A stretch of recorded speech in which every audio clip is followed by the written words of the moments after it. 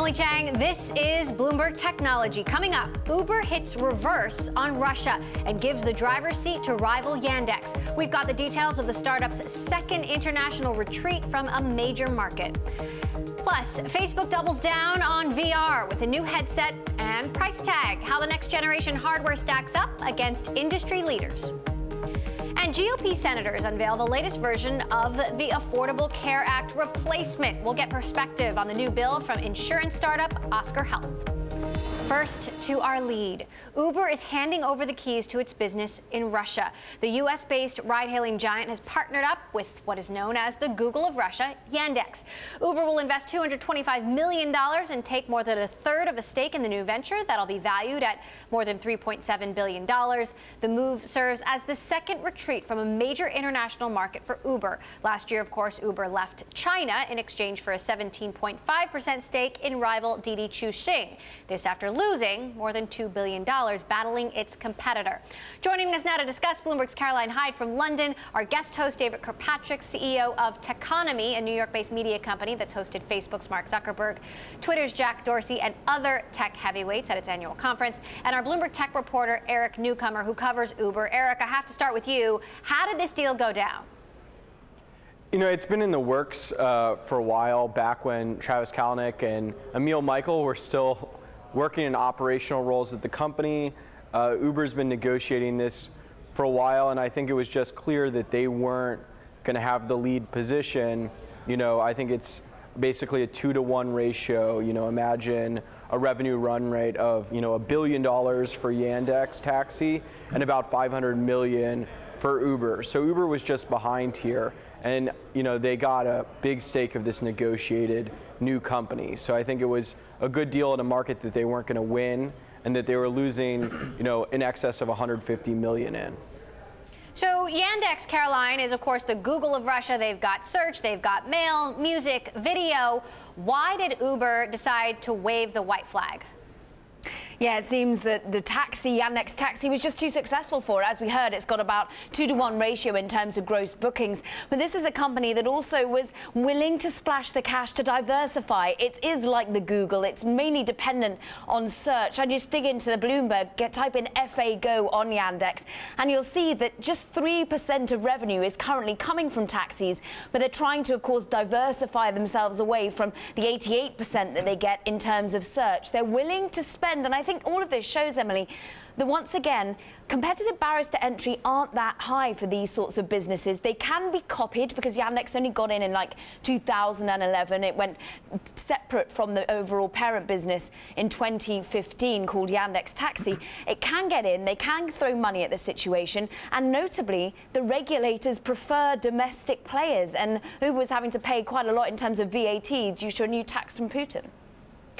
David, it's easy to say Uber made a mistake by entering Russia in the first place here, just like they did in China, or did they? Well, if you think about the math, they're getting, what, 30-some% of a $3.7 billion business, which I calculated makes their portion worth over $1.3 billion, which has got to be more than they've invested. So that's not such a terrible outcome. I think Caroline has it entirely right that what we're really seeing more and more is that ride-hailing, despite Uber's strengths, is not a winner-take-all, increasing returns, network effect business. And therefore, you know, they're just going to have to strategically choose their markets.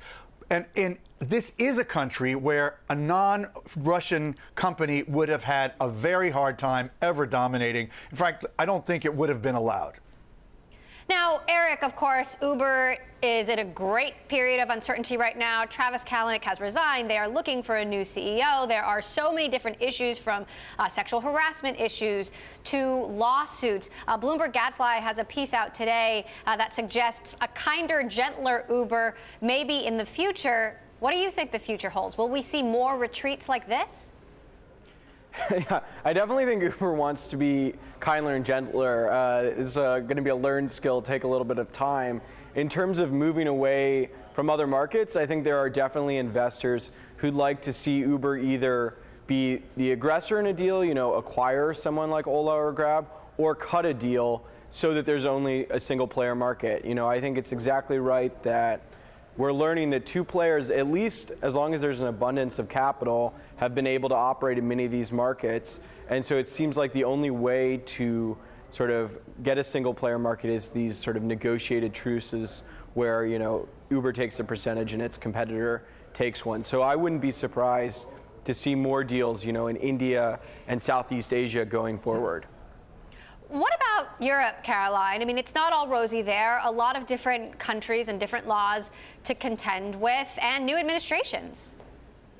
Precisely, and there has been an aggressive push in the likes of Germany and France by Uber, and a lot of backlash. When I was living in Berlin, you couldn't really access Uber via the app. You could only use licensed taxis. Now, this is something actually that the regulatory risk is rearing its head in Russia once again. They're looking at where Yandex Taxi and Uber are going to be playing jointly now. They're also looking at whether they should only be using licensed taxis rather than normal drivers. Paris as well. We just had Donald Trump with Macron there, and Macron very focused on tech advances, but are they focused on US tech advances, and are they focused on allowing the likes of Uber and Uber Pop to thrive in their countries? Regulatory risk is huge here, I think, and that's certainly something that the likes of Yandex Taxi and Uber will come up against with this joint venture, which I might add is what together worth $3.7 billion. No wonder we therefore saw Yandex's own share price spike today, up some 16%. It's at a record high because no one in Russia, the analysts themselves, had any idea that this was sort of valuation of its taxi unit. Meantime, David, the New York Times out today with some potential names in the mix for the Uber CEO job, including Susan Wojcicki, the CEO of YouTube, as well as a few seasoned executives who are actually available. Former Yahoo CEO Marissa Mayer, David Cush, former CEO of Virgin America, Adam Bain, former COO of Twitter. What do you make of some of these names? Well, it's funny because I actually saw Marissa in London like the day after Travis Kalanick stepped down, and I said to her, you should take that job. You'd be perfect for that. And she didn't show any particular enthusiasm for it, but I think she has been an investor in Uber, actually. She knows the company super well. I believe she's friends with Kalanick and has, you know, followed its progress very closely. So it wouldn't surprise me if they went after her. I think she's a terrific manager, despite what, you know, sometimes is said about her leadership of Yahoo, which was a tough, tough job. This would be a tough job, too. She's experienced with tough jobs. So that's one I would vote for. Right. Marissa Mayer certainly not one to shy away from a talent challenge, and she has, of course, spoken positively about Travis Kalanick in the past. Of course, it's something I know our Eric Newcomer is chasing down, the ins and outs of the Uber CEO search. What do you know, Eric? Yeah, I have to say I'm pretty skeptical that Marissa will be the next CEO of Uber. Sources are definitely don't think she's sort of seriously in the mix. I mean, she came out and defended Travis very publicly, and a lot of people at Uber were just sort of wondering what was going on over there. It seemed a little tone deaf to the situation. You know, I think there are, you know, a lot of the names we're hearing are people, like you said, sort of without real gigs, and I think it'll take some time for Uber to land on someone, and I think they're trying to keep it pretty secret, and they're definitely looking at, you know, top execs and airline, you know, that kind of sort of global operations. So I think that's where we're going to look. I mean, it's possible there's a tech exec, and there are a lot of jobs available, you know, CFO, COO, independent chairperson, and CEO. So we're certainly going to get a mix of characters, but I think we're going to have to wait, and it's very much a live process at the moment.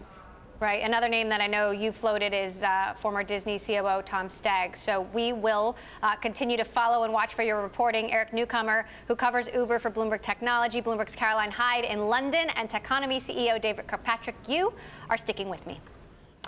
Now, a stock we are watching. Snap reversed its recent losses, rising 3% in Thursday's session. The stock was upgraded to buy from hold at Stifel. Analyst Scott Devitt reiterating his $22 price target.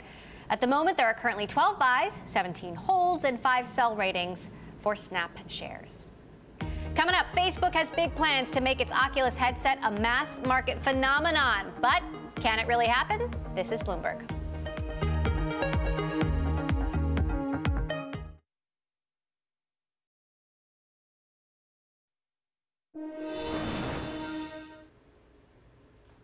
Going now to Facebook, reinvesting efforts into its Oculus Rift headset in order to make it the standout device in the VR industry. Later this year, the company is planning to reveal a wireless and cheaper version of the headset, but will it catch on? I want to bring in our Bloomberg Tech consumer tech reporter, Mark Gurman in New York. Still with us, David Kirkpatrick of Techonomy. Mark, you broke this story. What is Facebook working on? Well, they're working on making a big push in VR. You see, they already have the Oculus Rift and the Gear VR, but what they want to do is they want to go after this sweet spot. Right now, virtual reality either connects to a phone or a high-powered several $100 or $1,000 PC. This would be a device just like an iPhone or an iPod or an Apple Watch. You take it out of the box and you can hook it up to Wi-Fi in the network and just use it. You have the screen in there, the lenses, everything. You don't need to hook it up to anything. It's completely wireless. And at $200, they're expecting to sell a lot of these. The Oculus division at Facebook has been a bit troubled. The co-founder has left. Another one has moved into a different position. They've brought on Hugo Barra from Xiaomi to run it. Do you get the sense that things are back in order at Oculus? Right. This is a completely different company than it was 1 or 2 years ago. Bringing in Hugo Barra brought someone with experience. He really led the Android efforts at Google. He understands the wants of consumers. He understands how important it is not to only have a research division and doing a lot of skunkworks projects that are longer term, but he understands how critical it is for this company to churn out consumer products that people are going to run to the stores to buy every holiday season, just like people want to buy the latest Samsung phone or the latest iPad. They've also hired some people from Apple, a lot of high-level executives. Michael Hillman they hired earlier this year to run all of their hardware components of the company. So clearly there's a sea change going on at Oculus. And what we're going to see later this year when they announce this product is the first real fruit of that. David, Mark Zuckerberg's big bet on VR was bold, but it's been far from a sure thing. Do you think that this is a market that Oculus can dominate? Well, dominate is to be proven, but you know, Mark Zuckerberg is known for long-term bets and long-term thinking, and I'm sure in his mind there's no fundamental disappointment thus far. He believes social is going to be virtual. And in other words, we're going to be interacting kind of Facebook-esque in virtual spaces in the not distant future. They've demonstrated crude versions of that at some of their conferences.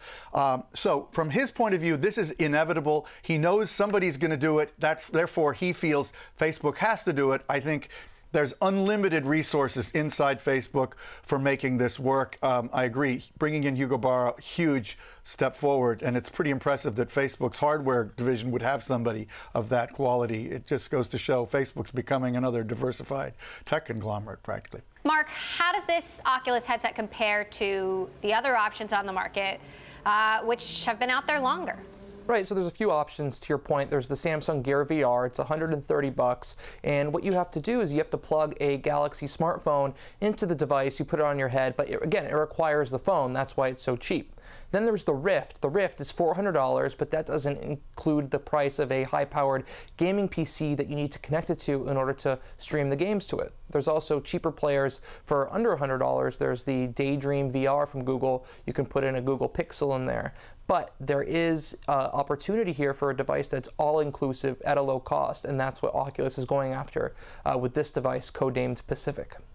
And Hugo Barra came over from Xiaomi, the Chinese smartphone maker. How does Xiaomi fit in here? Yeah, that's very interesting, the timeline here, with Hugo Barra joining a few months ago and then Oculus having been in discussions for some time with Xiaomi in order to produce this thing. Right now, Xiaomi, it's not a contract manufacturing company.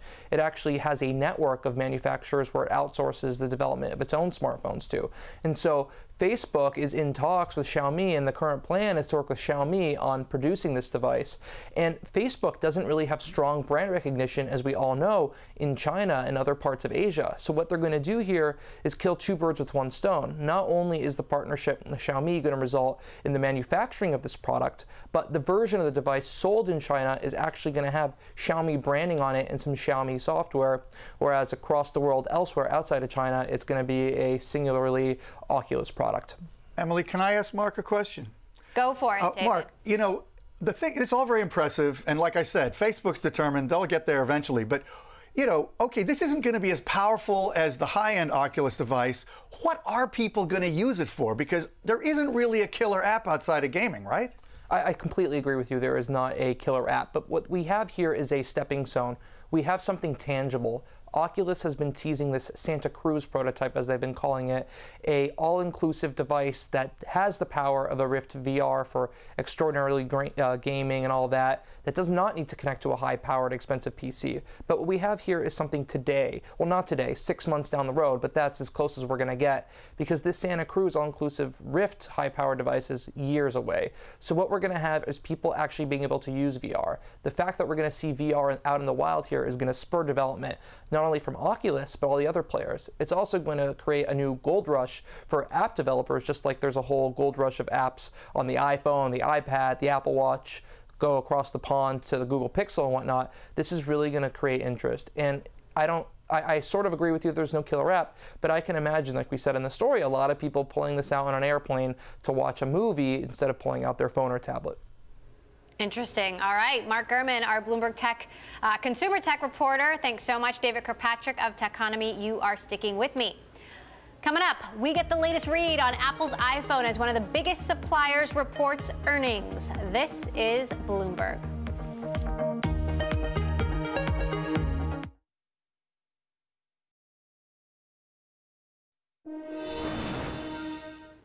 Apple's next edition of its iPhone is one of the most anticipated product releases of the year for both consumers and suppliers, counting on the upcoming device to fuel the growth of global smartphone shipments. One supplier is Taiwan Semiconductor, one of Apple's biggest customers, accounting for about 17% of Taiwan Semi's revenue. Joining us now for the latest read on the company, Bloomberg's Peter Elstrom, still with us as well, David Kirkpatrick, CEO of Techonomy. Peter, what does what we've seen from Taiwan Semiconductor mean about how things are going at Apple? Well, it's interesting. There are a couple of companies in Asia that are closely watched as kind of proxies for Apple and where demand is going in the future. TSMC helps manufacture the chips that go into iPhones and other Apple products. So TSMC reported earnings today. They were a little light for the second quarter, which was not that big of a deal. It's historically kind of a slow quarter. But really what people were looking for is their forecast for the next quarter and the rest of the year, because that gives us some insight into what kind of demand they're expecting for the next iPhone, the hotly anticipated next iPhone, of course. And that forecast came in pretty light in terms of estimates. So that was a little bit of a surprise. It was a little bit negative for TSMC, and it raised questions about how strong they think the demand for this new iPhone is going to be. David, Taiwan Semiconductor is in a hugely competitive business. Margins are slim to slimmer. What's your take? Well, the thing about Taiwan Semiconductor is they have done an extraordinary job over decades of chasing the technology down, so they're always at the cutting edge. I mean, their next generation of 7-nanometer chips, which they're building now, and they're talking about a $10 billion capital investment for this year, which amazes me because it's more than a quarter's revenues. I mean, I don't think I know of other companies that invest more than one quarter's revenues in capital. That's extremely rare. I mean, it just goes to show their own confidence in their business, despite what might happen with the iPhone, has got to be strong. They've shown that confidence over decades, like I said, and I'm sure as this industry, fewer and fewer companies can spend that kind of money and be in this business, they are a keeper. So, Peter, there's another interesting development here. The founder of Taiwan Semi, Morris Chang, his fortune is ever expanding. Tell us a little bit about him. That's right. Well, TSMC's stock price has been on a bit of a roll here, and that's helped him. He founded the company back in 1987 with some help from the Taiwanese government. As David mentioned, they make these massive investments in chip plants, and that historically has been a very good business, especially as smartphone demand has taken off. So this year, with the shares up about 17%, he became a billionaire based on his stake. So he's done very well with this business so far, and obviously they're hoping that it's going to continue from here. So when talking to other suppliers in China, what have we been able to glean about the outlook for the next iPhone? Well, I'd say when you look at the key players, TSMC is one of them. Hanhai is really the other one, the major contract manufacturer for the iPhone. Their shares have also been on a tear. They're sounding quite optimistic about what is going to happen in the future. I think the overall challenge is the smartphone market has gone from very fast growth to slowing growth, shrinking in some quarters that we've seen. So there's this overall concerns about whether there's going to be ongoing strong demand. The forecasts for this year are for nominal growth, about 3%. So we'll see whether they're able to deliver on that. But Hanhai is another good proxy for demand for Apple, at least. Quick one, David. iPhone 8. Are you excited about it? Yeah, I think so. I think they've got to deliver something exciting or they're going to really feel it bad. So I think, yes, we have to believe they will excite us and they will impress us. I'm confident they will. All right. David Kirkpatrick, CEO of Techonomy. You're sticking with me. Bloomberg's Peter Elstrom. Thanks so much for stopping by. Coming up, leadership in Washington continues the attempt to repeal and replace Obamacare. We will speak with the CEO of Oscar Health, a startup aiming to disrupt the entire healthcare industry next. And if you like Bloomberg News, check us out on the radio. You can listen on the Bloomberg Radio app, Bloomberg.com, and in the U.S. on Sirius XM. This is Bloomberg.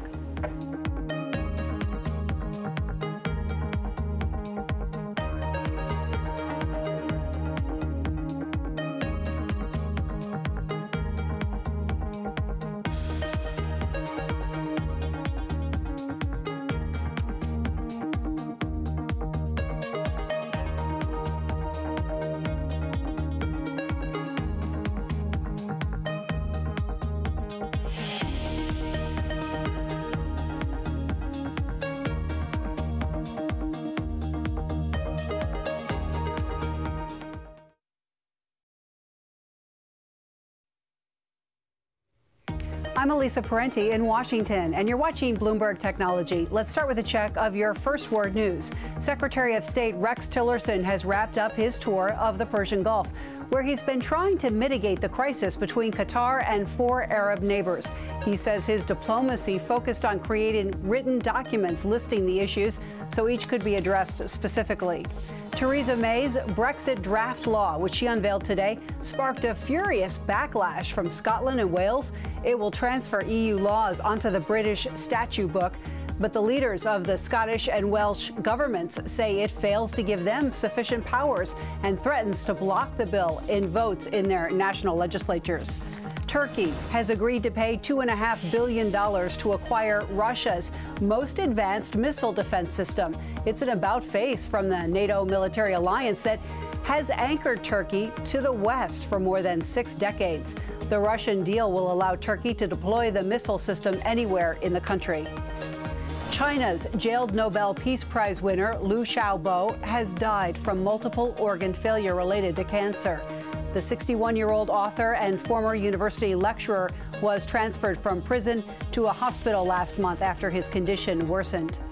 Global news 24 hours a day, powered by more than 2,700 journalists and analysts in more than 120 countries. I'm Elisa Parenti. This is Bloomberg. It's just after 5:30 p.m. Thursday here in Washington, already 7:30 Friday morning in Sydney. We are joined by Bloomberg's Paul Allen. He's got a look at the markets. Paul, another record for the Dow, although not much movement for stocks here in the States. That's right, and it's translating to a mixed outlook for the Asia Pacific. We got a mixed picture for Nikkei futures, although Chicago futures are looking a little higher as we wait on industrial production numbers for May out of Japan. Also keep an eye on fast retailing in Japan, reporting third quarter earnings after the close on Thursday. Third quarter net profit missing estimates coming in at $22.9 billion versus the $28.3 billion expected, and it would have been worse had it not been for Uniqlo's international expansion, mitigating some pretty sluggish growth in Japan, although fast retailing maintaining full-year forecast. Here in Australia, ASX futures also pointing down by about 9 points. Keep an eye on the miners today. The spot iron ore price popping again, up almost 3% to $65.91 for delivery to Qingdao as Chinese iron ore imports head for a record expected to surpass 1 billion tonnes. Elsewhere, watch out for the start of the National Work Conference in China. This only happens once every 5 years, and we may get a few clues on who the next PBOC governor will be. I'm Paul Allen in Sydney. More from Bloomberg Technology next.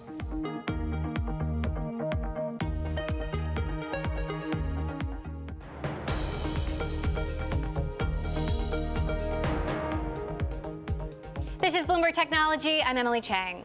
Back to a story we continue to watch. Senate Majority Leader Mitch McConnell has released a revised Republican health care bill, and he's seeking conservative support by letting insurers sell low-premium policies with minimal coverage. The bill is aimed at repealing much of President Obama's health care law. Joining us now from New York to expand on broader health care issues and how it may impact insurance companies as a whole, Oscar Health CEO Mario Schlosser. Mario, we'll talk about Oscar's mission in a moment, but first, obviously, there is a huge debate and a lot of uncertainty about the future of health care in this country. What does that mean for you? I kind of come back to first principles when I think about this. And what I expect to happen is that nobody in DC will be suicidal enough and crazy enough to throw 21 billion people who are individually insured right now back onto the market without insurance. I probably shouldn't call the play-by-play what's going to happen in the Senate or in the House the next few weeks and months. But I do think at the end of the day, we're going to get to a market that's stable. And that will point hopefully also a bit more into towards the future. And the future, as I think it needs to be in US healthcare and health insurance, is individuals and consumers have to become more powerful, making choices in what healthcare they want and demanding better outcomes from the system, better value from the system. I think that's where, again, it connects to our mission. I mean, we built an insurance company that uniquely engages individuals on their healthcare with an eye towards lowering their healthcare costs and improving the quality of healthcare that they receive. You guys are partnering with one of the biggest insurance providers in the country, Humana, launching healthcare for small businesses. Why would one of your rivals want to partner with you? I think that's we came into the market with a very, very unique angle. If you look at the US healthcare system, we vastly overpay for what it produces. We pay about 18% of GDP for healthcare. Germany, where I'm from, Switzerland, Japan, all pay about 10, 11% of GDP. That's about $1 trillion per year that the US is overspending for the outcomes it gets. There are two things that are wrong, I think, with US healthcare at a vendor fundamental level. One is the data doesn't flow through the system in a very good way. And the second thing is nobody actually gets paid for outcomes, if you really look at the way the payment system works. And we thought 5 years ago when we started the company, the insurer is in a unique position to do something about that. If we are able to make the data flow better, your doctor actually will know which other drugs you are on or what happens in the ER you might have visited a couple hours before. That's all the connectivity we provide. And we can also help tilt the system towards a system where you get paid less for fee for service, for stuff you do in a practice, and more for outcomes. What you need for that is a technology-driven insurance company that engages the consumer before you potentially even become sick. That's what we have built. What I think other partners in the system, like the Cleveland Clinic, which we have a risk-sharing plan with, we built, announced recently, and Humana in Nashville now for small businesses, is that they think that we have a very unique technology and engagement model that can help them get into this future where individuals will have more decision-making power in healthcare. So talk to me about this tech-driven part of this. What makes Oscar a tech company rather than just another insurance company? I'd say there's three categories of technology we built. We have a very unique model around engaging the consumer, the individual, again, long before you potentially even get sick. And as a result, we really were the first insurance company in the US, I think, that made telemedicine totally free, to the point where now 70% of all upper respiratory infections of Oscar members, or all rashes of Oscar members, get treated just over the phone or over chats, and totally for free. These are our doctors. You click a button, they treat you 24/7, no costs. That compares to maybe about 2 or 3% of members of other insurance companies having used telemedicine any given year. So vastly different in terms of user engagement, if you will.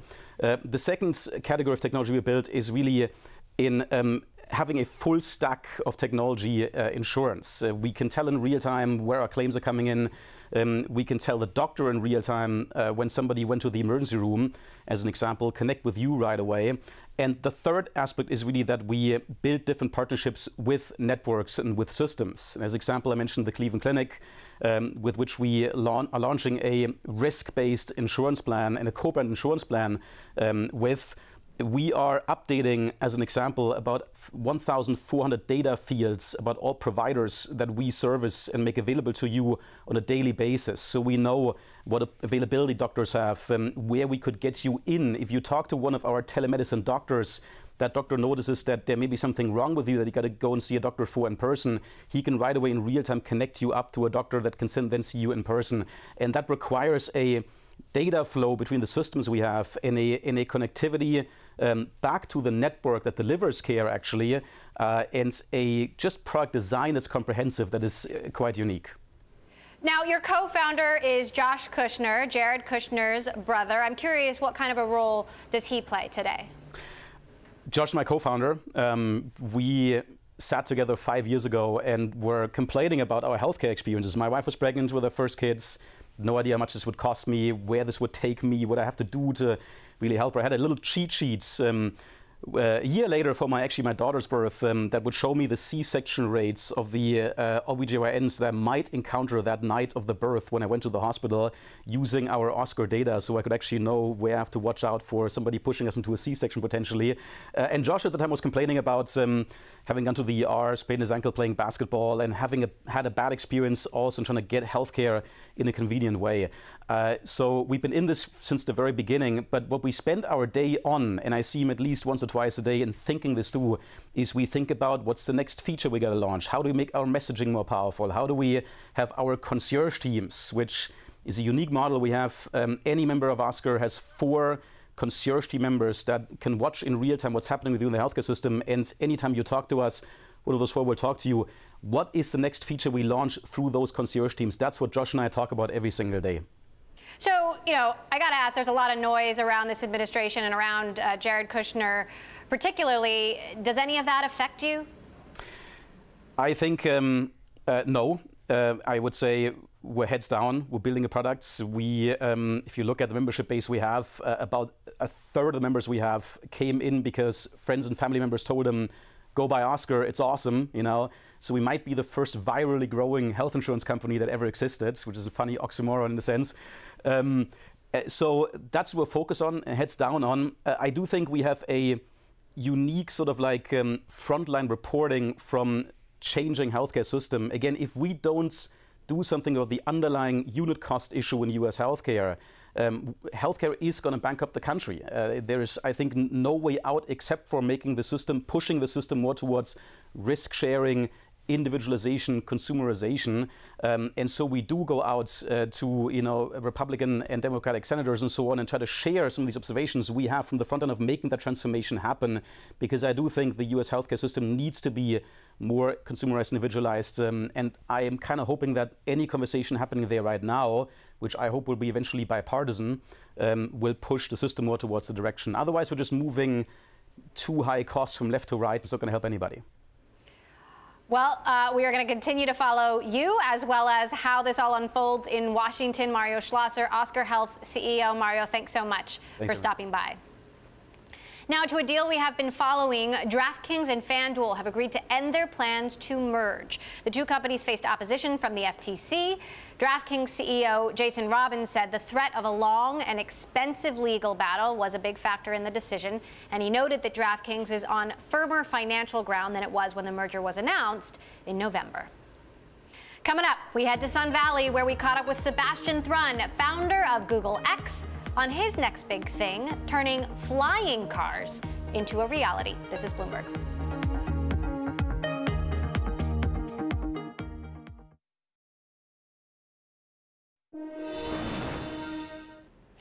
Twitter executive chairman Omid Kordestani claims the social media platform shouldn't ban President Trump, saying, quote, "It is good to have him talk on Twitter."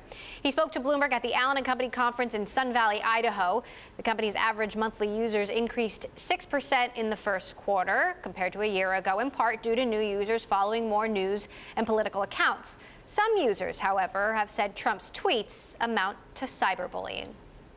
Sticking with the Allen Company conference, David Gura sat down with Sebastian Thrun, the Udacity and Google X founder, father of Google's self-driving car technology. They talked about everything from the future of higher education to his flying car aspirations via Kitty Hawk. Take a listen. So we had a really good year in terms of growth. We launched a whole bunch of education programs in areas that are really bleeding edge, like deep learning, self-driving cars. And we find that we are kind of the only institution in the world that teaches these kind of skills. And as a result, we have tens of thousands of now paying students and over 1 million active students that come to the sites every week. Where's the demand coming from? Are companies coming to you saying, look, we need more talent in automated cars, for instance. How are you getting the ideas for which courses to offer? We go to companies and say, like, what is you most desperate about hiring? And, like, for example, Mercedes, Waymo, and others say, oh, we'd love to get more self-driving car engineers. And then we ask companies, like, what would impress you? What type of portfolio that a student's project could have done would really impress you? And then they say, oh, it's easy. Like, if your student does this, this, and this, and this, that's really hard. And that becomes our curriculum. I've talked to people who run community colleges who have programs in place. Google might come in and say, we'll finance a training program and then hire graduates of that program. Are you beginning to see the effects of that now? Are graduates of Udacity getting jobs easily with the companies who've sponsored these courses? In Silicon Valley, we place like 1,000 people in jobs recently. We have over 20 people placed at Google. And what's happening is there's such a desperation for talent in Silicon Valley for people who do machine learning or data science or even web design and Android, that these people get swapped up very, very quickly. How do you fit into the whole landscape of these MOOCs? I know that traditional academic institutions are offering them as well. Do you see yourself as a competitor to them, a complement to them? Where do you fit in the pantheon of companies and institutions offering MOOCs? We admire the other companies, and it's great to see all of us doing something interesting. I would say existing companies in the MOOC space are more in the college space, where they're all college classes, whereas we derive our content very much from employers. It makes a huge difference in the type of things we teach and the freshness of the material. And then we also certificate people with a credential, called degree, that industry basically has sanctioned. So in the lifelong learning space, we are probably right now the strongest credential in the world at this point. How difficult is it to operate and to monitor these programs in as many countries as you're in? I gather over 200 of them. Yeah. Difficult, I imagine. We have now offices massively going to the Middle East right now. We have offices in Saudi Arabia. We're talking closing a deal right now with Jordan and Egypt and various other countries. And the reason is, when I look at education, I think there's an imbalance. We have phenomenally great universities in the United States, but if you grow up in Syria, your chances to get into this education is very slim. We want to go to the people in this Middle Eastern conflicted region and give them an opportunity to become an Android developer or a data scientist and maybe make $100,000 a year. And we find the reception in those countries is enormously positive because there's almost no alternatives. The universities there aren't that good as our American universities. So different in a place like that than here in the US, where I imagine you must come up against a hurdle of cachet. That is, an institution that's been around for 100, 200 years, is known, respected. How do you overcome that hurdle? Get somebody to say, I'll pay for this course when I could try to get into another institution. I mean, that's obviously the Achilles heel of our company, to make us a credible entity. And we worked really, really hard. We work really hard to make the student experience amazing. We work really hard on student job placement. We try to place every willing student in a job. We have programs where we give our students our tuition back if we can't place them in jobs.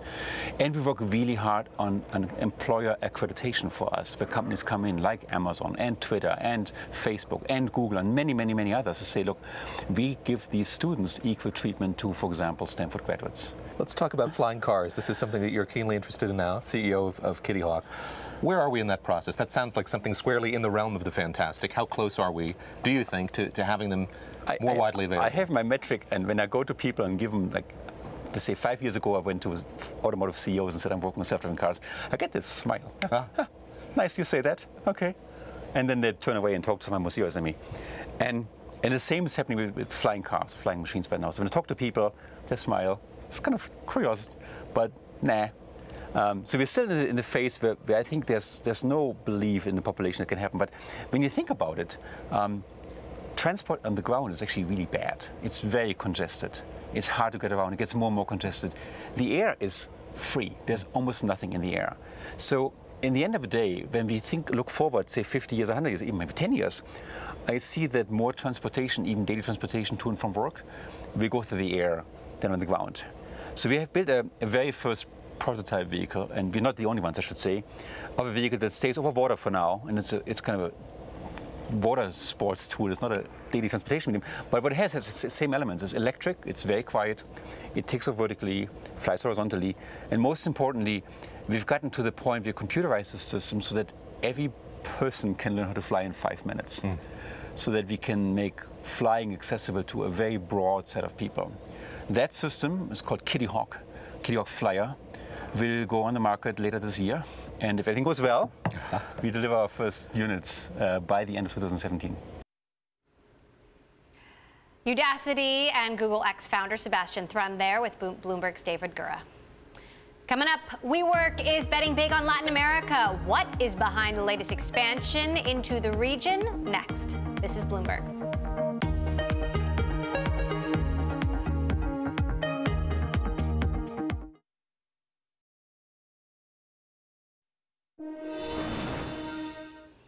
Emmy nominations have been doled out and a major winner has emerged. Streaming services. HBO, which offers its customers streaming now through HBO Now, leads all networks with a total of 110 nominations. Close behind, Netflix, which scored its best haul yet with a whopping 91 nominations. Hulu also has reason to celebrate, receiving a total of 18 nods for The Handmaid's Tale and its first original documentary on the Beatles, and my favorite, Silicon Valley, of HBO, with 10 nominations. Well, WeWork is embarking on an ambitious expansion in Latin America. The world's largest co-working space startup is planning to boost the number of people working in its facilities across the region tenfold by the beginning of 2018. The move comes after the startup's recent forays in both China and India. Joining us now to discuss, Bloomberg Tech reporter Olivia Zaleski, and still with us, my co-host David Kirkpatrick of Techonomy in New York. Olivia, talk to us about why WeWork needs this capital.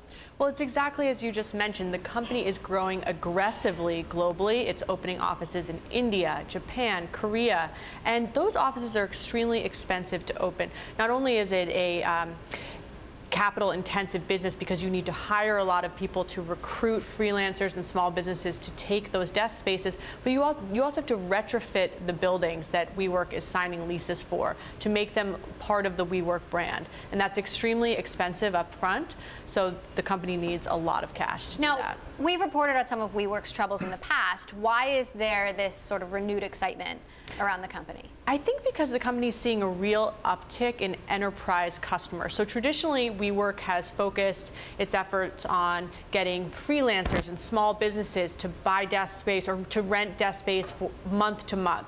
But if you're renting desk space to a Microsoft, who would traditionally have a large satellite office, you're renting hundreds of desks to them, and they're not exactly going to not pay the bill. They're going to be consistent, they're going to be stable, and so investors have caught on to that growth in their business. It's the largest growing segment for WeWork, and they're interested in being part of the company. Some pretty nice looking offices from plush. the video that we're showing. David, what's your take on the future of WeWork? How optimistic are you about it?